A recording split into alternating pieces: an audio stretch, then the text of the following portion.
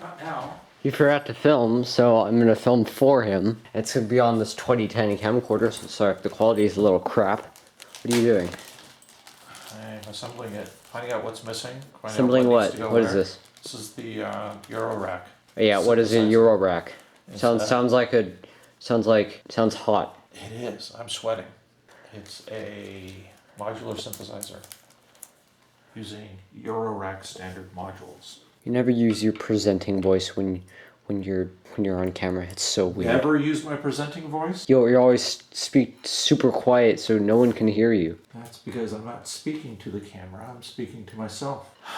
The problem is, I don't think I got enough blank 4s and too many blank 2s. So I have to use a pair of 2s instead of a 4 here.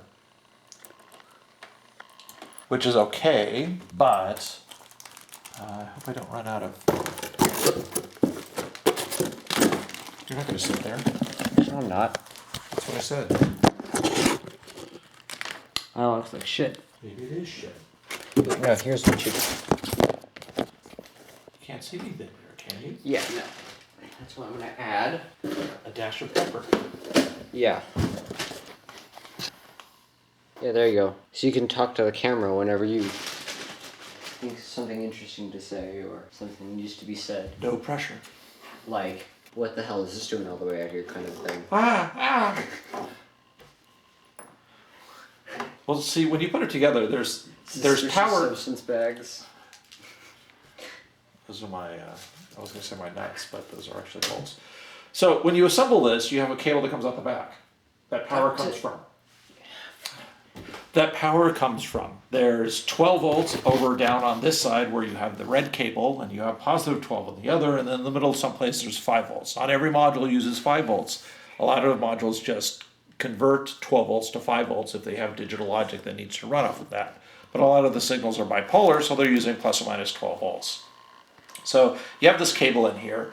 You have underneath the surface of this rack, you have power supply. You have rail boards that are in here, and then for this Behringer Go Mobile 2x154 HP rack, there's 3 areas to the power supply in. You want to make sure that you don't overload the entire power supply by putting in modules that suck too much power, and that you don't overload each of the sections. So it's a 3 amp at 12 volt power supply, and you have 1 amp in section A, which ends here, 1 amp in section B, which ends about here, and then where the power supply is here is the 3rd section. You've got an amp there. I think it's probably the same for minus 12 volts, and then 5 volts I think is also 3 amps. 12 volts might be like an amp and a half, because it's really only used for the bipolar signals, your buffers and things like that. So there's nothing that uses a lot of current compared to plus 12 volts. So I think the minus 12 does not need to be as powerful, but don't quote me. When you put this in here, you have to connect the power to the board before you screw in the module. Otherwise, you don't get power because your module's not connected. So there's this dance that you have to go through between putting in the modules, and what you see here, down here, is the plan that I have according to modulargrid.com, and I was fitting everything because I have certain height limitations, like right here in the middle, I have a shallower height than I have over here, and this module right here has a very high height down into the module. So I had to put this over here where it's deeper. But right here, between the Mordax data module and the Tip Top Forbidden Planet module, there's an open area here for which I have one module that is coming from Doepfer, who's in Germany, and it's not a module that they keep in stock in the United States, so that's coming in about 4 weeks. Up here at the top, I have another module, an IntelliGel Scales, which is supposed to be available in mid-April, which is where we're at right now, and so I will have to install that when it comes.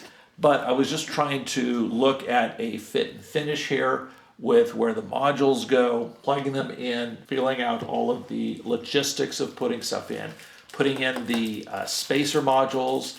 I got enough HP in spacers in order to fill it up, because you kind of don't want gaps in the module, in the synthesizer rack when you put it together, because you could start dropping stuff inside. And down here in the front, it's not too bad because it's not going to hit anything immediately, because the entire power supply is up on top. But if you drop something back here, it could short something out fairly quickly. So you want to not have holes in your rack, and that's why we've got these spacer bars, or they call them Blake panels, which have no function other than closing up your holes. So where I'm at right now is I've got the Erica Black Multi, which is already connected to power. That's going to go right there. Then according to the map that I've got, the Chance goes next to that, then the MCO goes next to that, and then I should have another. How come I'm short so many 4 HPs? Oh, that's that's a 4 HP. That's really weird. I've got an 8 HP, that's not gonna help. Maybe I just wasn't conscientious when I ordered this. So that's kind of where we're at right now. I'm short like 2 4 HP panels. One will go here, and then I'll put a 2 here to the left of this clock divider, a really cool clock divider. This one had to be special ordered. It took about 4 weeks to get here, but I already got it because I ordered it a long time ago. The reason it's interesting, rather than your standard clock divider, which just divide by the clock, incoming clock by 2, 3, 4, 5, 6, etc. This one actually has a 3-position switch where you can do that. You can set it to divide the clock by those, but you can also set it to divide by prime numbers. So divide by 2, 3, 5, 7, 11, 13, and 17. And what that gives you is now you can send these pulses to different devices, and you can have kind of a polyrhythmic pattern going on that takes a long time to repeat. And if you run it slow enough, like if you feed it with an LFO, then you get these long, expansive, almost seemingly never repeating patterns. And that's why I went ahead and ordered the... never repeating or ever repeating? Because you said never. They do repeat, but the repeating pattern is going to be a multiple of what the prime numbers are. So if you are using, the 3, 5, and the 11, you have to multiply those together to figure out how long the pattern is, right? 3 times 5 is 15, 15 times 11 is 165. So it's going to take, no thank you, it's going to take 165 beats for it to, recycle. Whereas if you just had a 2 and a 4, I'll just put this with the other candy. No. I've got a pile of candy down there. No. You want me to stick this brown stuff in my hole? Yes. No, Why not? because I don't like mints. Why'd you put it inside the... Why? That's when we light the candle, we'll get a minty flavor in the room. But you hate mints. I don't like to eat them.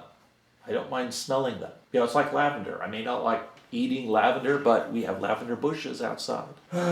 So this is a really cool device. And I went to the special effort of, waiting a month to get it. It's funny, I put all this together, and I looked at the order that came in from, one of the orders from Sweetwater, where I got a lot of the stuff from. And it was missing, when I ordered it, it was missing the IntelliGel scales. And I was thinking that, well, where is it, right? I had forgotten that it was back ordered. It wouldn't come into the middle of April. But I went downstairs and I looked at my email, and there it was in the order. And then I looked at the tracking number and the shipping manifest for what was in there. And it only had 4 items. The scale was just like completely missing. And I looked in my email, and there was no mention of back order. It's going to come in April. And then I started writing an email to Sweetwater going, what the hell, dudes, where's my stuff? And then I went, there was a lot of conversation that went back and forth over my phone, text messages. And that's where I found it. And so I went back downstairs. I deleted the email before sending it, so I didn't look like a moron. Right. There's plenty of time for that. Don't have to do it in any rush.